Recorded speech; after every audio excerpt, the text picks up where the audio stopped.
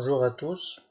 Aujourd'hui, en tant que certifié CATIA V5 Mechanical Surface Designer spécialiste, je vais vous montrer comment faire pour s'inscrire, passer les examens et obtenir ces deux certifications qui sont CATIA V5 Associate Surface Design et CATIA V5 Mechanical Surface Designer spécialiste. Donc, pour le plan de la présentation, on va commencer avec une petite introduction et on parlera du public concerné et des avantages de ces certifications. Après, pour la deuxième partie, on va parler des informations générales en relation avec la certification en Surface Design. La troisième partie, elle sera consacrée pour l'entraînement à l'examen. Je vais vous donner quelques pistes pour vous entraîner. Donc la quatrième partie, on évoquera le déroulement de l'examen, donc la durée, les différentes parties de l'examen, etc. La cinquième partie, ça sera plutôt du pratique sur le logiciel CATIA V5 et on va corriger ensemble l'examen Surface Design du logiciel Tangix Text Pro qui vous permet de passer des examens gratuits sur CATIA V5. Et on finira la vidéo avec une petite conclusion. Donc pour l'introduction, le public concerné, ce sera les concepteurs, dessinateurs industriels, ingénieurs, techniciens mécaniques, étudiants surtout de la branche mécanique et les demandeurs d'emploi. J'ai mis étudiants et demandeurs d'emploi en gras parce que ces certifications ils vont vous servir pour décrocher votre premier emploi. Donc pour les avantages, ces certifications vont vous permettre de se démarquer des autres candidats, de gagner en crédibilité pour ceux qui proposent des formations en CAO et d'avoir une idée sur votre niveau de maîtrise du logiciel. Maintenant, on va passer aux informations générales en relation avec la certification Surface Design. Donc, mode de passage de l'examen, prix de l'examen et mode de paiement, session, étape d'inscription. Donc, pour le mode de passage de l'examen, c'est sur place, il faut se déplacer. Contrairement à SolidWorks qui vous permet de télécharger l'examen et de le passer chez vous. Donc pour le prix de l'examen, c'est à 240 € TTC et les modes de paiement, c'est soit par chèque, soit par virement bancaire. Pour les sessions, vous avez par exemple pour l'année 2019, je pense, deux sessions, que le 18 mars et le 14 juin 2019, et ça dépend aussi du centre. Ici, je parle du centre de Suresnes. Donc pour les étapes d'inscription, tout d'abord, vous allez choisir un centre et une session. Par exemple, le centre de Suresnes et session 18 mars. Vous faites une demande d'inscription et du coup, vous recevez par mail une proposition commerciale à compléter plus un RIB pour payer votre examen. Quatrième étape, vous payez et puis vous renvoyez la proposition commerciale complétée avec vos informations personnelles et vous recevez une confirmation de votre inscription pour l'examen. Toujours dans information générale, ici, lorsque vous passez l'examen par design et que vous réussissez, vous obtenez une certification par design. Après, vous avez le choix entre le passage de l'examen Surface Design et l'examen Assembly Design. Si vous passez l'examen Surface Design, vous obtenez ces deux certifications, Surface Design et Surface Designer Spécialiste, si vous réussissez bien sûr. Et sinon, vous pouvez passer l'examen Assembly Design et obtenir Assembly Design et Assembly Design Spécialiste. Donc vous avez le choix. Une fois vous passez l'examen par Design, vous avez le choix entre l'examen Surface Design et Assembly Design. Et après il y aura aussi des examens pour devenir expert en CATIA V5. Et là, je parle surtout des certifications de spécialistes. Pour moi, pour mon cas, j'ai passé l'examen par Design, puis j'ai passé l'examen Surface Design. Du coup, j'ai ces 3 certifications. Donc, comment s'entraîner pour l'examen? Ici, je vous donne quelques pistes, quelques propositions. Vous pouvez trouver pas mal de vidéos sur YouTube et Udemy sur le module GSD, Generative Shape Design. Vous pouvez consulter ma page YouTube, tutoriel CAO. Je vous ai mis toute une formation sur le module GSD avec une 60aine de vidéos. Donc, vous pouvez aussi télécharger le logiciel Tongix Text Pro qui vous permet de passer des examens gratuits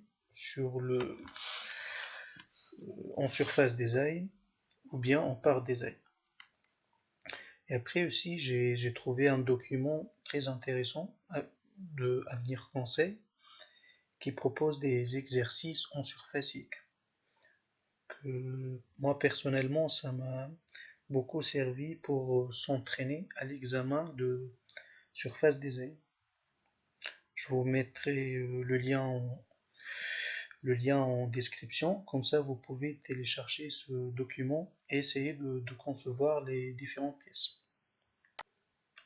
Donc pour le déroulement de l'examen, la durée c'est 180 minutes, 3 heures. Le module c'est Generative Shape Design. Le score minimal pour réussir à l'examen c'est 135 sur 200. Maintenant, pour les parties de l'examen, vous avez 4 parties, éléments filaires, et puis 2 autres parties sur la création et opération de surface. Donc, toutes ces fonctions-là, tout ce qui est extrusion, décalage, balayage, surface multisection, assemblage, découpage, etc. Et puis, il y aura aussi une 4e partie sur l'analyse de courbes et de surface. Et c'est surtout ces 2 fonctions-là qu'il faut maîtriser. Notez bien aussi que les 4 parties sont indépendantes. Ça, c'est très important. C'est-à-dire, si vous ratez une partie, par exemple la première partie, eh ben, vous avez toujours la chance de réussir l'examen. Parce que vous avez encore 3 parties. D'accord? Donc, on va passer à autre chose. Ici, conseils et recommandations. Donc, je vous ai mis une liste de fonctions les plus importantes selon moi. Je dis bien selon moi. Donc, vous devez maîtriser surface multisection, surface de raccord, le plus près d'eux, projection, courbe conique, projection des éléments 3D que vous trouverez sur esquisse et analyse de courbure. Ben, selon moi, vous devez maîtriser ces différentes fonctions. Sinon, vous n'avez pas de chance de réussir à l'examen, franchement. Parce que ces fonctions-là, c'est la base. Donc, deuxième conseil, assurez-vous de bien comprendre la question avant de répondre. Donc, prenez le temps de bien lire la question et de bien comprendre avant de passer au logiciel. Désolé pour la notification. Donc, troisième conseil, la durée de l'examen est largement suffisante.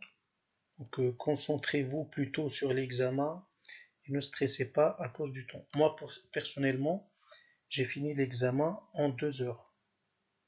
Qui, pour une durée de 3 heures, je l'ai fini en 2 heures parce qu'il y a suffisamment de temps. Donc, ne vous inquiétez pas, vous avez le temps de finir toutes les questions.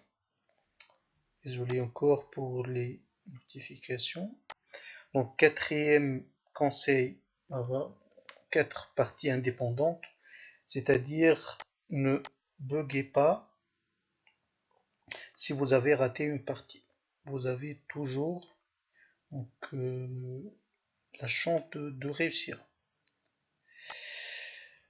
Maintenant, on va passer cinquième partie qui est la correction de l'examen de surface design de test pro. Maintenant, on va passer à la partie pratique. Je vous ai mis ici le lien pour télécharger ce logiciel pour passer cet examen qui est gratuit. Maintenant, on va passer sur CATIA V5 pour corriger cet examen qui est l'examen CATIA V5 surface.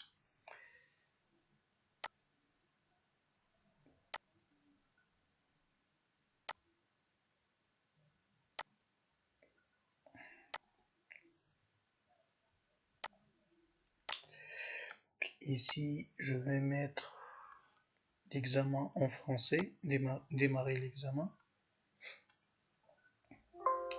Oui.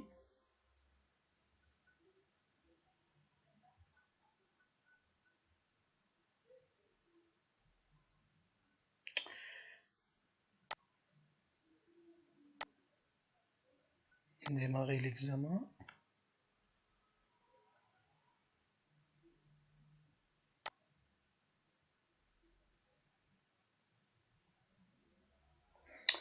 D'accord. Donc, première question. Créer une surface par révolution, télécharger et extraire le fichier zip, joint et ouvrir surface.4 part. Ok. Donc il nous demande de faire une révolution. Je vais télécharger le fichier.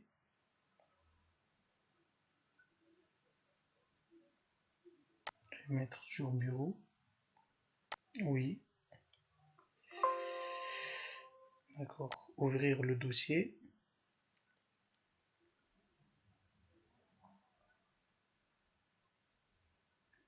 Voilà, surface.4 part. Ici je vais ouvrir surface.4 part.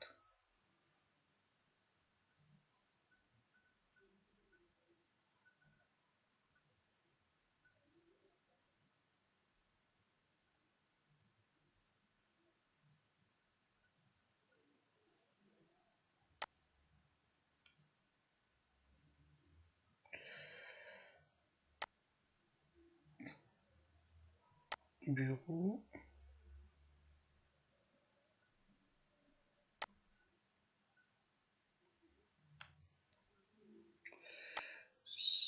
Ça lag un peu. D'accord, donc je dois chercher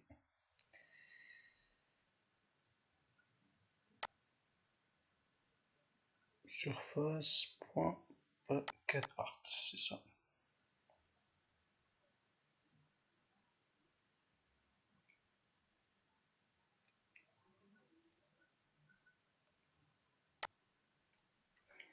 Ici, il vous propose quelle est la zone de surface de revolve surface en millimètres carrés. Il vous demande la valeur de cette surface-là.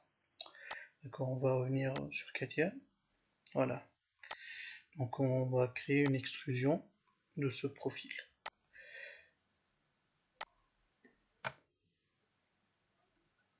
Dans Input, c'est Sketch 1. D'accord. Donc on va faire une révolution de Sketch 1. Révolution à se trouve ici. Que par rapport à l'axe Y. Ici, il l'a détecté directement. OK. Ici, donc j'ai créé la révolution, je sélectionne révolution. Après, je clique sur mesure absolue. Il va me donner la superficie qui est 1090,8. Donc, voilà, 1090,8. Question suivante. Ici, qu'est-ce qu'il me demande? Référez-vous à l'image 1 et créer la surface de la poignée en utilisant les conditions suivantes. Sketch 3B, Sketch 4C, Sketch 5D. Donc profil, donc on a trois profils, profil B, profil C, profil D.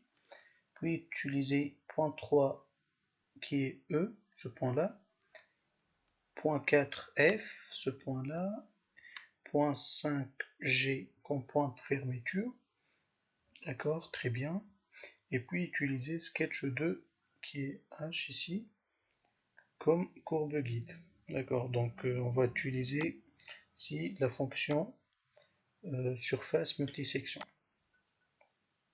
parce que là on a différentes sections. Donc dans la partie section, je vais sélectionner différents profils. Ces trois profils. Ici, les extrémums, je dois les changer.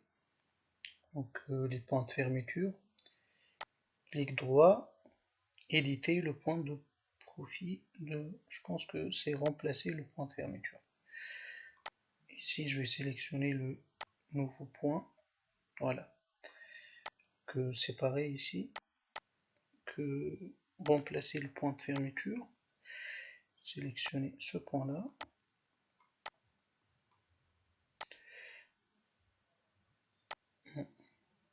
Placer le point. C'est ce point-là. Et ici, remplacer le point de fermeture. C'est ce point 4. Dernier esquisse, remplacer le point de fermeture. Je choisis ce point-là. D'accord. Donc dans courbe guide, dans courbe de contrôle, on va choisir cette courbe-là. Aperçu. Voilà. Très bien. Ok. Donc voilà ma surface qui vient de se créer. Je vais revenir aux questions. Donc, renommer la surface en tant que trim. Ah, ça c'est autre chose. D'accord. Couper, reportez-vous à l'image 2 et couper les parties en intersection de revolve surface et handle surface. Oui, il faut renommer revolve surface et handle surface. D'accord, je vais revenir ici. Ça c'est revolve surface. Revolve surface. Et la deuxième c'est handle surface. D'accord. Donc ici, on va faire une intersection. On va couper ces parties-là. D'accord. Donc ici, on va plutôt faire un découpage assemblé entre ça et ça. Autre partie. Non.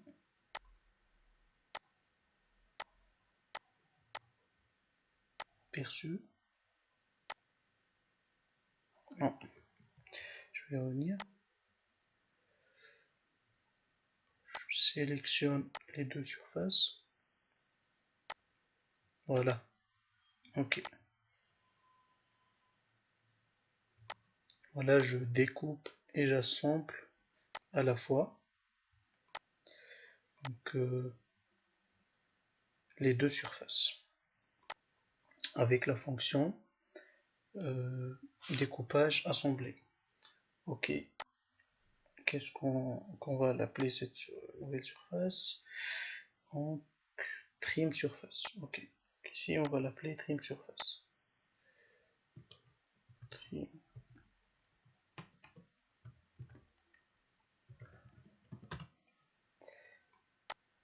D'accord. Maintenant, qu'est-ce qu'il me demande? Appliquer un congé d'un rayon de 2 mm sur l'arrêt d'intersection. Sur cet arrêt, il faut appliquer un congé de 2 mm. D'accord. Je vais sélectionner cet arrêt et je vais faire un congé de 2 mm, congé d'arrêt, aperçu, ok, voilà.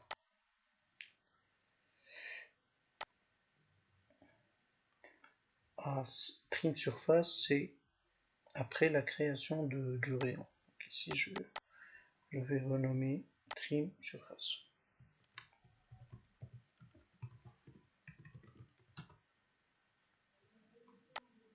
D'accord. Et quelle est la zone de surface Ok, donc c'est pareil. Je vais sélectionner trim surface et puis mesure absolue. Donc la superficie c'est 1329,054. 1329,054. Je vais vérifier. Voilà. Ok. Question suivante. Partir de l'ensemble géométrique input, entrée, affiché, sketch 6 et ligne 1. B. D'accord. Donc, dans input, j'affiche sketch 6 et ligne 1 qui est droite 1 ici.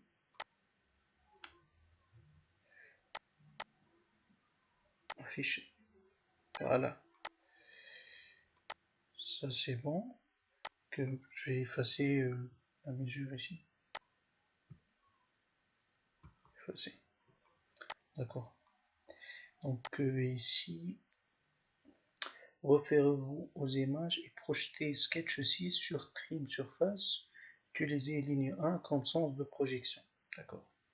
Donc on va projeter cette courbe-là sur Trim Surface suivant cette direction. Donc projection. Au lieu de normal, je vais mettre selon une direction parce que là j'ai une direction. Projeter, ça sera cette courbe. Support, ça sera trim surface. La direction, ça sera la ligne 1 ou droite 1. Aperçu. Ok. C'est bon. Et après, renommer la courbe en tant que split curve. Quelle est la longueur de split curve? D'accord. Tout d'abord, je vais nommer cette projection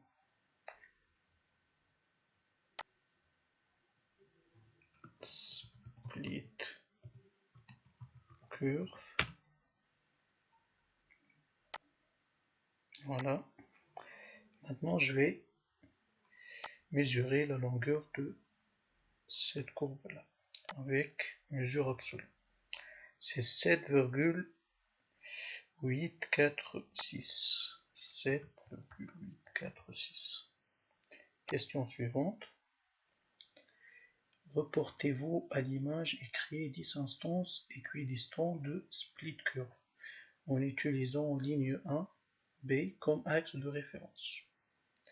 D'accord, donc on va faire 10 instances de split curve.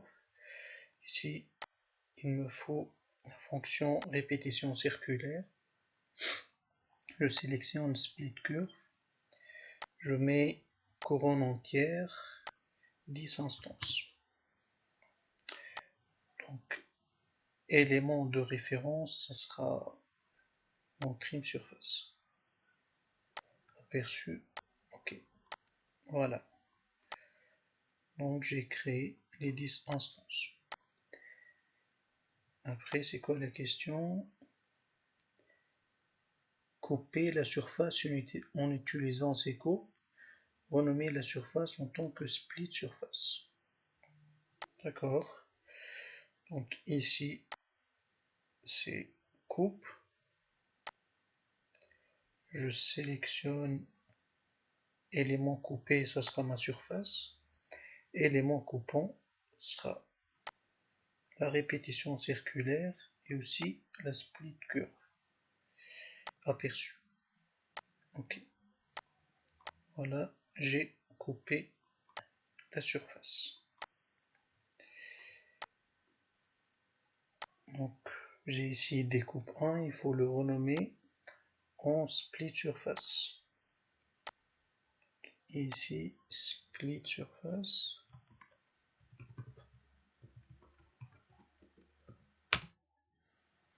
Maintenant il me demande quelle est la zone de surface de split surface. Je sélectionne split surface, après je clique sur mesure absolue. Et là il m'affiche 1308,059. 1308,7. C'est la valeur la plus proche. Je vais choisir cette valeur. Pour moi, c'est 1308,05. Pour lui, c'est 1308, pardon, 0,7. Ok. Maintenant, reportez-vous à l'image et analysez la courbe de sketch 1. Quel est le rayon de courbure maximal pour sketch 1 en millimètres? Annuler.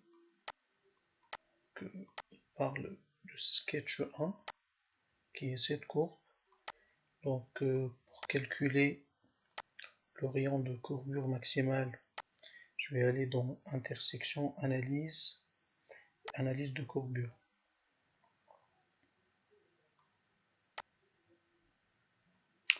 Donc ici au lieu de courbure il faut mettre rayon, parce que là il me demande le rayon de courbure maximale, donc il faut mettre rayon et après le rayon maximal c'est celui-là, 82. Ici ce sont des points particuliers. Si je décoche ça, j'aurai plus ces points là que je peux voir tout seul les différentes valeurs. Pour moi c'est intéressant de garder les points particuliers. Ici la valeur max c'est 82,188, ou bien il y a 82,689. Je pense que c'est ça la valeur max. Donc 82,689 en millimètres. D'accord. Question suivante. Ici j'ai fini, terminé l'examen. Attention, vous ne pouvez plus revenir aux questions. Ok. Traitement des résultats. Et voilà. 100% réussi. Et donc, tout va bien. On va revenir à notre présentation. Cette fois-ci, on va passer à la conclusion. Donc voilà les amis. J'espère que la vidéo vous a plu. Donc si c'est le cas, n'hésitez pas à m'encourager avec vos pouces bleus et à s'abonner à ma chaîne. Je vous prépare pas mal de surprises, de vidéos.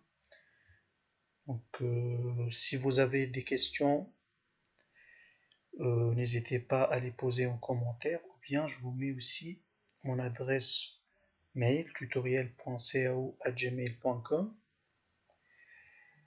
et je vous dis à bientôt.